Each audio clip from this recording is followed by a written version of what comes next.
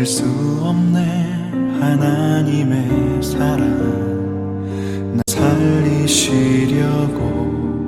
주신 생명, 내 십자가 지고 오르신 갈보리 언덕, 날 향한 사랑 때문에 나는 보았네. 피 묻은 십자가, 날 구하시려고 흘린 사랑, 나를 바라보시며 흘리신 용서의 눈물, 날 향한 사랑 때문에,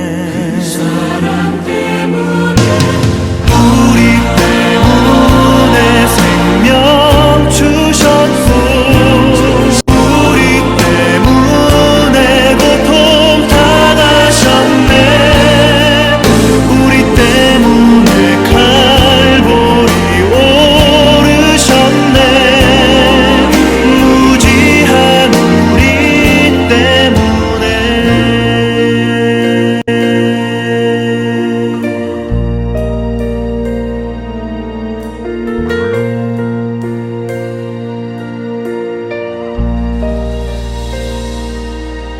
나는 보았네.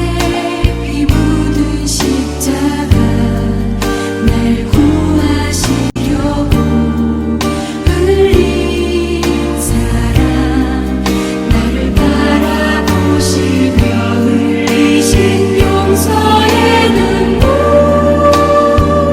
날 향한 사랑 때문에, 우리 때문에 생명 주셨고, 우리 때문에 고통 당하셨네. 우리 때문에 갈보리 오르셨네. 무지한 우리 때문에 내가 살아야 할 이유 찾았네. 나의 삶을 모두 주께 드리는 것, 그가 나를 위해 모든 것 주셨듯이 나의 삶을 주께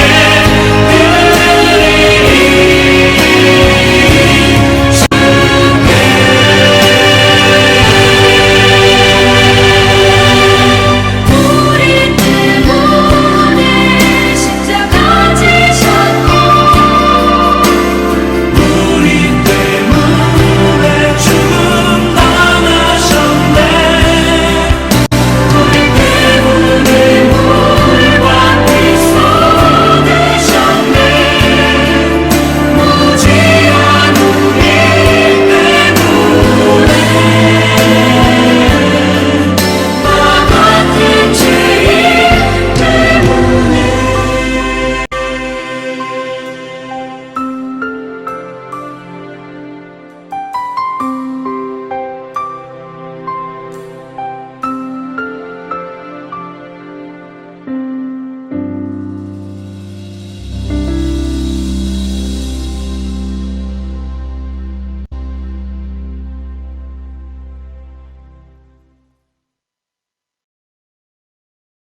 감사합니다. 2023년 4월 23일 사랑하는 주님의 백성들에게 주시는 말씀은 선생님 오실 그분입니까?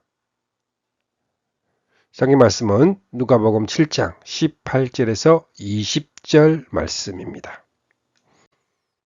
요한의 제자들이 이 모든 일을 그에게 알리니 요한이 그 제자 중 둘을 불러 주께 보내어 이르되 오실 그이가 당신이 오리니까 우리가 다른 일을 기다리오리까 하라 하매, 그들이 예수께 나와 이르되 세례 요한이 우리를 보내어 당신께 여쭈어 보라고 하기를 오실 그이가 당신이오니이까 우리가 다른 일을 기다리오리까 하더이다 하니. 아멘. 누가복음 7장 18절에서 20절 말씀입니다. 복음서를 기록한 첫 번째 목적은 예수님이 누구신가? 예수님은 그리스도시요 하나님의 아들이심을 증언하는 것입니다. 누가복음 7장에서 세례 요한이 제자 둘을 보내어 예수님에게 당신이 정말 오신다는 그분입니까? 아니면 우리가 아직도 그분을 기다려야 합니까? 다르게 표현을 하면 당신이 그리스도입니까? 이는 대단히 중요한 질문이므로 예수님의 정체성에 관한 질문입니다. 이 질문을 중심으로 앞부분에는 백부장의 종해병을 치유하신 기적과 나인성 가부의 죽은 아들을 살리신 기적이 나옵니다. 오늘 볼 내용은 눈물로 주님의 발을 적시고 머리털로 씻긴 죄인 여자가 등장합니다. 행하신 기적과 표적은 중요하나 보다 중요한 것은 이런 일을 행하시는 예수님이 누구신가를 증언하고 있습니다. 첫 번째로 가난한 자에게 복음이 전파된다 하라. 누가복음 7장 18절에서 19절 말씀에 요한의 제자들이 이 모든 일을 그에게 알리니 요한이 그 제자 중 둘을 불러 주께 보내어 이르되 오실 그이가 당신이오니이까 우리가 다른 일을 기다리오리까 하라 하며 세례 요한의 질문은 우리를 당하게 만듭니다. 오실 그이는 분명하게 언약의 사자 그리스도입니다. 요한은 이렇게 질문합니다. 당신은 진짜입니까? 가짜입니까? 그 세대의 사람들이 요한과 주님에 대하여 어떠한 반응을 보였는가를 말씀하는 대목입니다. 31절 말씀에 또 이르시되 이 세대 사람을 무엇이라 비유할까? 무엇과 같은가? 주님은 아이들의 두 가지 놀이를 들어서 예수님과 세례 요한의 사역을 나타내셨습니다. 예수님은 피리 부는 자를 잔치집으로, 요한을 곡을 하는 자로 장례집으로 비유하십니다. 잔치집과 장례집은 분위기나 음률이나 색조가 전혀 다를 수밖에 없습니다. 이처럼 다르기 때문에 요한의 제자는 금식하면서 기도하고 바리새인의 제자들도 그렇게 합니다. 그런데 당신의 제자들은 왜 먹고 마시기만 합니까? 트집을 잡고 비난을 합니다. 주님은 잔치를 마련하러 오셨는데 그들은 장례식장이 되기를 기대합니다. 주님은 너희는 혼인잔치의 손님들을 신랑이 그들과 함께 있을 동안에 금식하게 할 수 있겠느냐? 자신을 혼인집의 신랑에 비유하셨습니다. 요한이 제자들을 보내어 선생님이 오실 그분입니까? 그렇지 않으면 우리가 다른 분을 기다려야 합니까? 이 질문도 보는 입장에서 다르게 보는 것입니다. 그것은 마치 장례 놀이를 하고 있는 아이들이 잔치 놀이를 하고 있는 아이들을 향하여 너희는 어찌하여 울지 않느냐 질문하는 것과 같습니다. 옥에 갇힌 요한에게 요한의 제자들이 이 모든 일을 그에게 알리니 이것을 듣고 이런 질문을 합니다.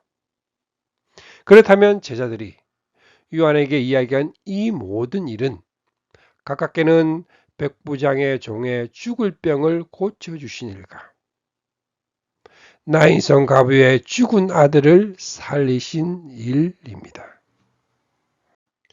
그의 제자들은 요한에게 이렇게 말을 합니다.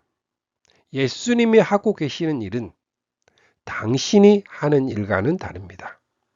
거기에는 기쁨이 있습니다. 잔치놀이를 하고 계시는 주님과 장례놀이를 하고 있는 요한이 같을 수는 없습니다. 보십시오. 죽을 병에 걸린 사람의 집. 아예 죽은 사람의 집의 분위기는 애곡하는 장례놀이입니다. 반드시 죽으리라 하신 아담 안에 있는 모든 자. 구약시대는 이러한 상태에 놓여 있었습니다. 그런데 예수님이 오셔서 믿으며 산다는 잔치놀이. 복음으로 바꾸어 놓으셨습니다. 사람들이 한 죽은 자를 메고 나오는 장례 행렬의 분위기와 얼굴 표정들이 어떠했을까 상상을 해 보십시오. 그런데 죽었던 자가 일어나 앉고 말도 하게 되었을 때 분위기와 얼굴 표정들은 기쁨의 표정입니다. 이것이 주의 은혜의 해를 전파하게 하려 하심이라 희년의 기쁨입니다. 율법과 선지자는 요한의 때까지입니다. 그 뒤로부터는 하나님의 나라가 기쁜 소식으로 전파되고 있으며 모두 거기로 억지로 밀고 들어갑니다. 말씀하신 대로 요한은 율법에 속한 자입니다. 율법에 속한 자는 시온에서 슬퍼하는 사람들에게 죄 대신에 학한을 씌워주시며 슬픔 대신에 기쁨의 기름을 발라주시며 괴로운 마음 대신에 찬송이 마음에 가득 차게 하셨습니다. 슬퍼하는 사람들은 희년의 기쁨을 온전히 이해할 수가 없었습니다. 요한이 전파한 증언을 보면 독사의 자식들아 누가 너희에게 일러 장차 올 진노를 피하라 하더냐. 그러므로 회개에 합당한 열매를 맺고 속으로 아브라함이 우리 조상이라 말하지 말라. 내가 너희에게 이르노니 하나님이 능히 이 돌들로도 아브라함의 자손이 되게 하시리라.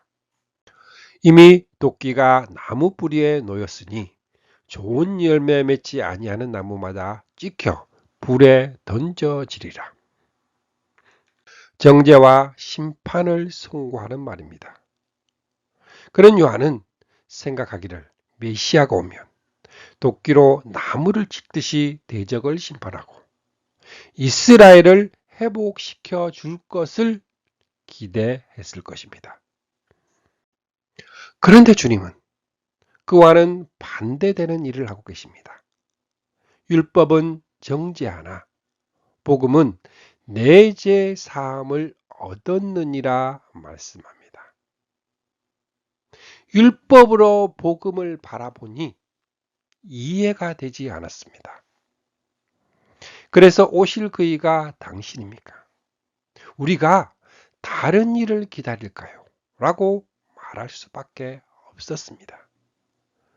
주님은 말씀합니다. 누가복음 7장 22절 말씀에 너희가 가서 보고 들은 것을 요한에게 알리되 맹인이 보며 못 걷는 사람이 걸으며 나병 환자가 깨끗함을 받으며 기먹은 사람이 들으며 죽은 자가 살아나며 가난한 자에게 복음이 전파된다 하라.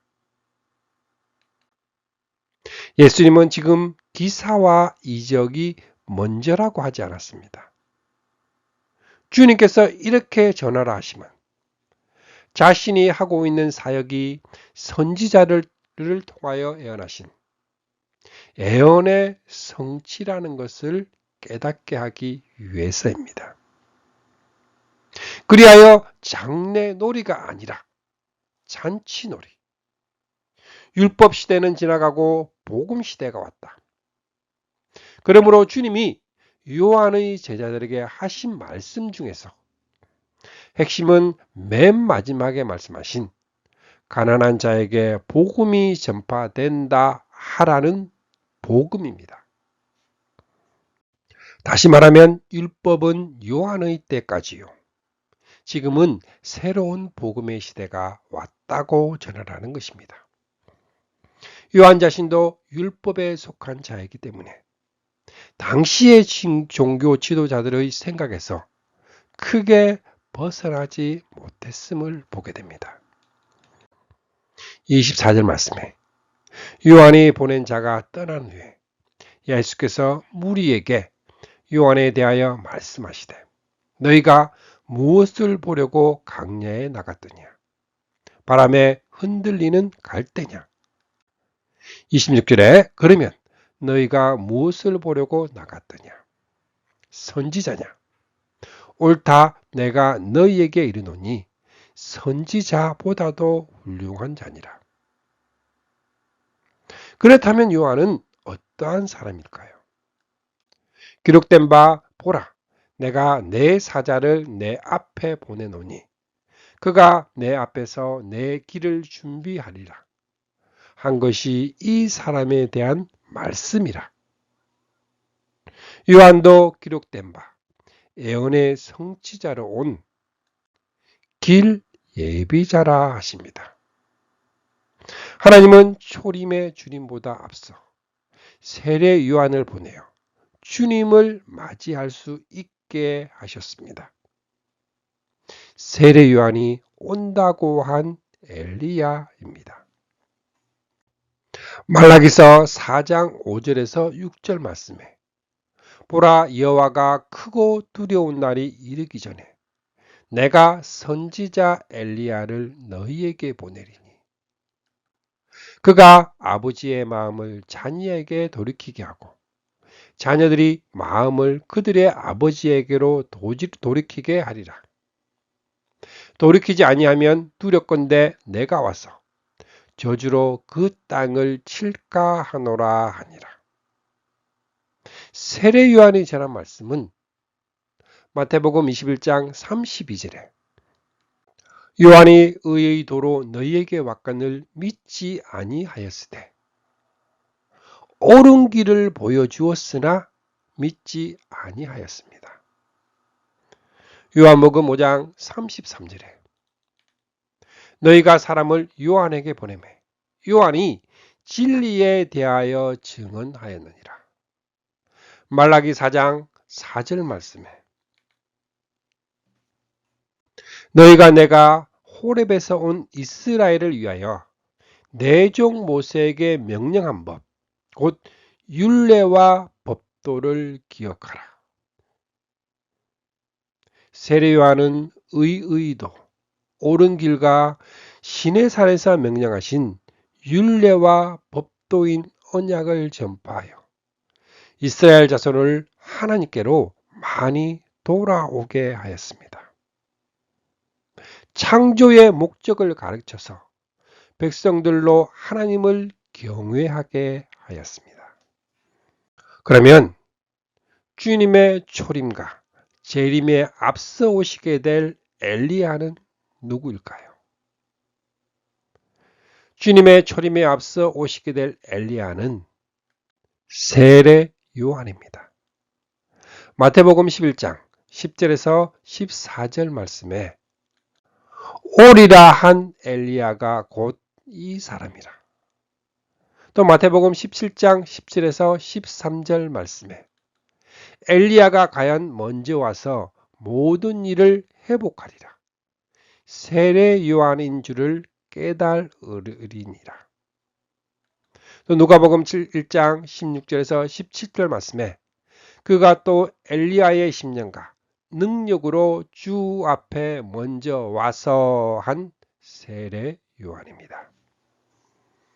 주님의 재림에 앞서 오실 엘리야는 두 증인입니다. 스가랴서 4장 11절에서 14절 말씀에 이는 기름 부은 받은 자 둘이니, 또 마태복음 17장 3절 말씀에 그때에 모세와 엘리야가 예수와 더불어 말하는 것이 합니다. 또 마가복음 9장 4절 말씀에 이에 엘리야가 모세와 함께 그들에게 나타나 합니다. 또 누가복음 9장 30절 말씀에 무뜩 두 사람이 예수와 함께 말하니 모세와 엘리야라. 또 계시록 11장 1절에서 4절 말씀에 내가 나의 두 증인에게 권세를 주리니 한 두 증인입니다. 주님은 초림에 앞서 세례 요한이 의의도 옳은 길과 창조의 목적을 통해 하나님께서 떠나 있는 이스라엘 백성을 하나님께로 다시 돌아오게 할 것입니다. 마찬가지로 주님이 재림에 앞서는 두 증인이 일어나 언약의 말씀을 통해 성도들이 주님을 맞을 준비를 시키게 될 것입니다. 누가복음 7장 27절에서 28절 말씀에 기록된 바 보라, 내가 내 사자를 내 앞에 보내노니 그가 내 앞에서 내 길을 준비하리라 한 것이 이 사람에 대한 말씀이라. 내가 너희에게 말하노니 여자가 낳은 자 중에 요한보다 큰 자가 없도다. 그러나 하나님의 나라에서는 극히 작은 자라도 그보다 크니라. 자, 그렇다면 어떤 의미에서 여자가 낳은 자 중에 요한보다 큰 자가 없도다 하실까요? 많은 선지자와 의인이 너희가 지금 보고 있는 것을 보고 싶어 하였으나 보지 못하였고, 너희가 지금 듣는 것을 듣고 싶어 하였으나 듣지 못하였도다. 그런데 요한은 길 애비자로 6달 먼저 보냄을 받아 친히 그리스도를 목격했기 때문입니다.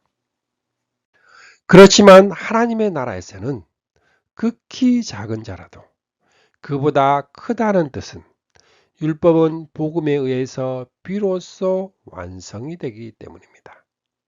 히브리서 11장 40절에서는 하나님은 우리를 위해 보다 더 좋은 것을 준비해 두신 것을 우리가 없이는 그들이 완성에 이르지 못하게 하신 거라고 말씀합니다. 새 언약은 더 좋은 것, 온전하게 하는 것입니다.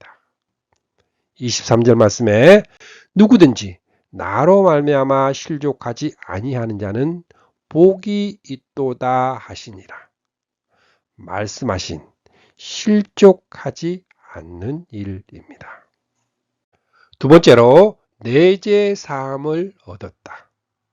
누가복음 7장 36절에서 38절 말씀에 한 바리새인이 예수께 자기와 함께 잡수시기를 청하니 이에 바리새인의 집에 들어가 앉으셨을 때에 그 동네에 죄를 지은 한 여자가 있어 예수께서 바리새인의 집에 앉아 계심을 알고 향유 담은 옥합을 가지고 와서 예수의 뒤로 그 발 곁에 서서 울며 눈물로 그 발을 적시고 자기 머리털로 닦고 그 발에 입 맞추고 향유를 부으니 합니다. 예상하지 못한 상황이 벌어졌습니다. 바리새인은 예수님이 어떠한 인물인가를 알아보기 위해 청했는데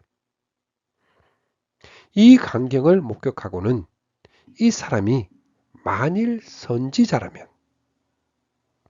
자기를 만지는 이 여자가 누구이며 어떠한 자인지 그리고 죄인인 줄을 알 것이라고 마음속으로 판단을 내려버렸습니다. 이를 꿰뚫어 보신 주님은 시몬아, 내가 내게 이를 말이 있다 하고 대화가 시작된 것입니다. 주님께서는 시몬에게 말씀하시게 된 동기도 이 사람이 만일 선지자라면 죄인인 줄 알았으리라. 그런데 모르는 것을 보니 틀렸구나 하는 결론을 내립니다. 이 사건도 예수님이 도대체 누구냐 하는 예수님의 정체성을 드러내려는 것입니다.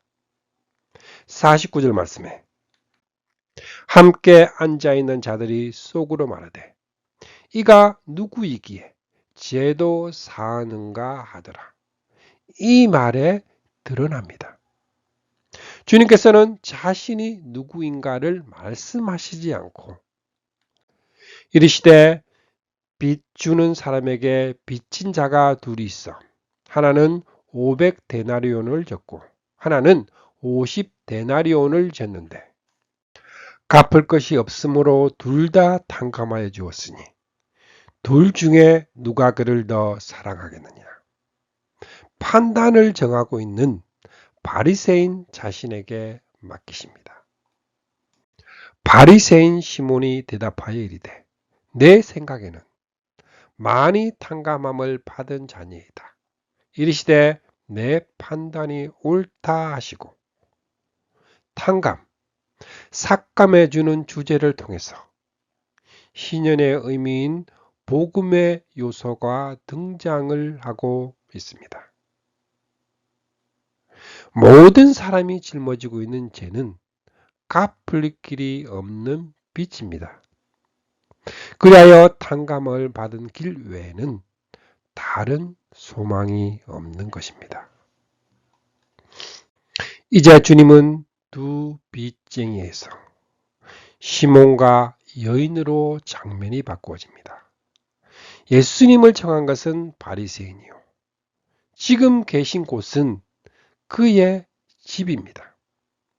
그런데 그는 예수님을 영접하지 않고 엉뚱하게 죄인인 한 여자가 나타나서 마음을 다하고 정성을 다하여 예수님을 영접하고 있습니다.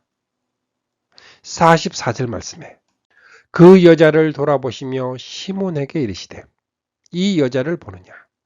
내가 내 집에 들어올 때에 너는 내게 발 씻을 물도 주지 아니하였으되 이 여자는 눈물로 내 발을 적시고 그 머리털로 닦았으며 너는 내게 입맛 주지 아니하였으되 그는 내가 들어올 때로부터 내 발에 입맛 주기를 그치지 아니하였으며 너는 내 머리에 감람유도 붓지 아니하였으되 그는 향유를 내 발에 부었느니라.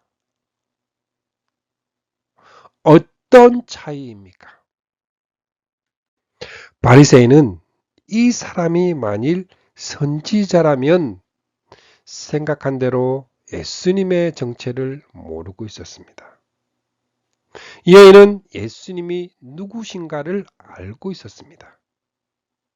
예수님은 누구인가를 알고만 있는 것이 아니라 자신이 죄인이라는 점도 깨닫게 됩니다. 죄를 깨달은 것만이 아니라 탕감을 받음으로 감격해 합니다. 그래서 감격의 눈물을 흘리면서 경배를 합니다. 주님은 시몬에게 이러므로 내가 내게 말하노니 그의 많은 죄가 사하여졌도다. 이는 그의 사랑함이 많음이라. 사함을 받는 일이 적은 자는 적게 사랑하느니라. 빚은 곧 많은 죄요. 탕감함을 받았다는 것은 그의 죄가 용서함을 받은 것임을 밝히십니다. 향유분 여인과 바리새인을 통해 많이 탕감을 받은 자가 주님을 더 많이 사랑합니다. 여인은 찾아갔고 눈물로 그 발을 적시고 자기 머리털로 닦았습니다. 그 발에 입 맞추고 향유를 부었습니다. 바리새인은 예수님을 초청합니다. 발 씻을 물도 주지 않았습니다. 입 맞추지도 않았습니다. 너는 내 머리에 감람유도 붓지 않았습니다. 예수님은 우리를 죄에서 구원하시기 위해 생명을 내어 주셨습니다. 그러나 우리는 주님을 위해 무엇을 드렸나요? 여인처럼 향유 옥합을 깨뜨려 부었나요? 아님 바리새인처럼 감람유조차 붓지 않았던 것이 아닌지. 주님은 이에 여자에게 이르시되 내 죄 사함을 받았느니라 선언하십니다. 이 여인은 이미 용서함을 받았기 때문에 감사와 사랑을 나타낸 것입니다. 이렇게 말씀하신 것은 이 여인에게 죄 사함의 확신을 주실 뿐만이 아니라 시몬에게 예수님이 누구인가, 왜 오셨는가를 깨닫게 하시기 위해서입니다. 그러자 함께 앉아있던 자들이 속으로 말하되 이가 누구이기에 죄도 사하는가 하더라. 이들은 주님을 시험해 보려던 바리새인들입니다. 이 사건은 예수께서 여자에게 이르시되 내 믿음이 너를 구원하였으니 평안히 가라 하시는 것으로 끝을 맺고 있습니다. 이는 그의 사랑함이 많음이라 하신 사랑과 내 믿음이 너를 구원하였다는 믿음으로 여인으로 하여금 이렇게 행하게 한 것은 사랑에서 우러나온 믿음이라고 말씀합니다. 찬양 예수 그리스도 듣겠습니다.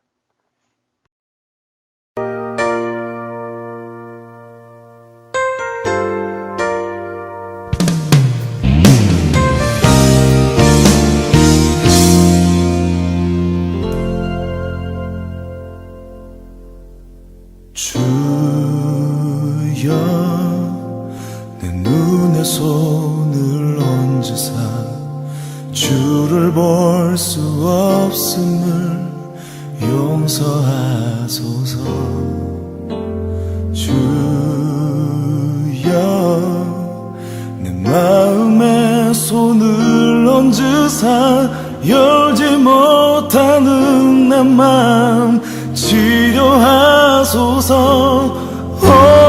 내 맘대로 길을 갔던 그 순간에도 날 찾기 위해 험한 길을 다니신 주님, 나 이제 돌아가려 주께 향할 그때에 한없으신 사랑으로 날 맞아주시네.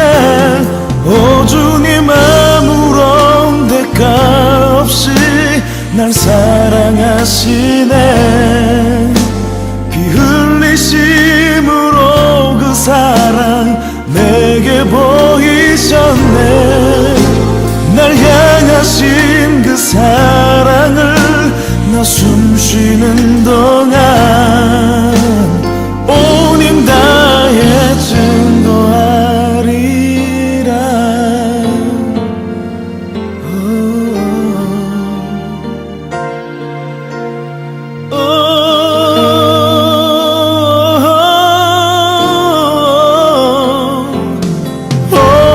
내 맘대로 길을 갔던 그 순간에도 날 찾기 위해 험한 길을 다니신 주님, 나 이제 돌아가려 주께 향할 그때에 한없으신 크신 사랑으로 날 맞아주시네.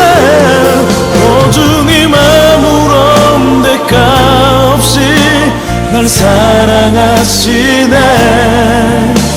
피 흘리심으로 그 사랑 내게 보이셨네. 날 향하신 그 사랑을 나 숨쉬는 동안 온 힘 다해 증거하리라. 오 주님 아무런 대가 없이 날 사랑하시네. 피 흘리심으로 그 사랑 내게 보이셨네. 날 향하신 그 사랑을 나 숨쉬는 동안 온 힘 다해 증거하리라.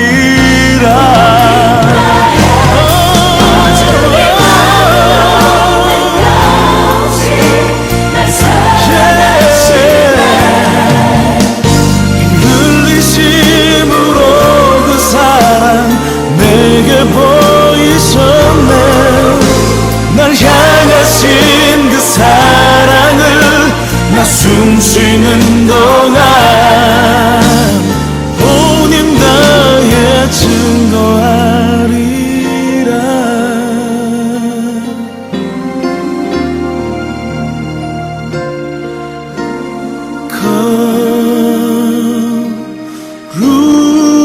거룩한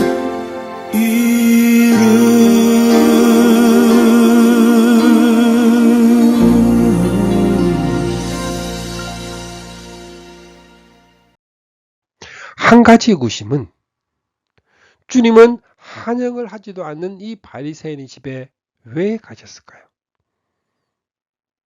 누가복음 11장 37절에서도 한 바리새인이 자기와 함께 점심 잡수시기를 청함으로 들어가시고 14장 1절에서도 바리새인의 지도자 집에 들어가십니다.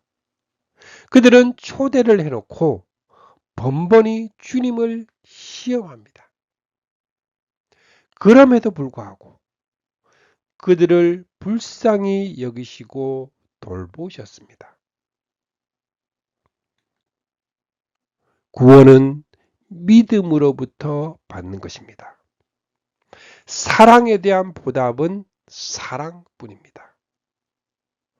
오늘의 말씀을 통해 오실 그분인 예수 그리스도를 주감사교회의 주인으로 삼고 우리 성도님들의 주인으로 삼고 기쁨으로 주님의 사랑을 느끼며 주님과 함께 동행하는 삶을 살아가시기를 축복합니다.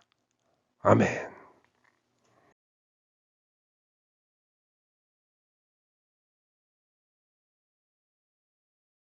축복합니다. 지금은 우리를 구원해 주신 주 예수 그리스도의 은혜와 하나님 아버지의 거룩하신 사랑과 날마다 우리를 승리하게 하시는 성령님의 역사가 오늘 함께한 주님의 백성들에게 영원토록 함께 있기를 주님의 이름으로 축복합니다. 아멘. 주님의 사랑을 느끼며 사는 주감사교회 성도, 주님과 기쁨의 삶을 사는 주님의 자녀들이 되시기를 바랍니다.